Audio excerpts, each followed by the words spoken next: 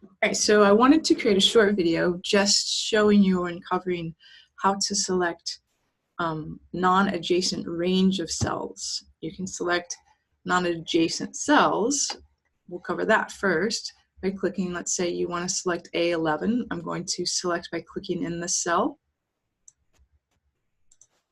Make sure that only A11 is selected. And I'm going to hold my control key down and I'm going to select D11. And now you can see both of these A11 and D11 are selected. So that's just doing a single cell. Now to deselect these, I'm just going to click in a blank cell. So I'm clicking in 11H9, and that deselected those. So let's say you're asking a project to select non-adjacent range of cells, such as it's asking you to select A11 to 13 and then D11 to 13. So I first want to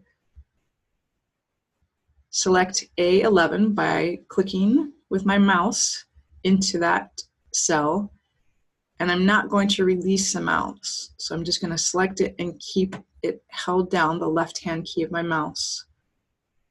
And then I'm going to drag down from 11, 12, and then 13 and make sure that A11, 12, and 13 are selected. And now I can release my mouse. So I have that selected, that range of cells. Now, to select the non-adjacent, I'm going to hold my control key down. I'm going to select D11, not release my mouse key, and then I'm going to drag to select the other three. And now I can release with both the control key and with my mouse key. And now you can see that this range of cells and this range of cells has been selected.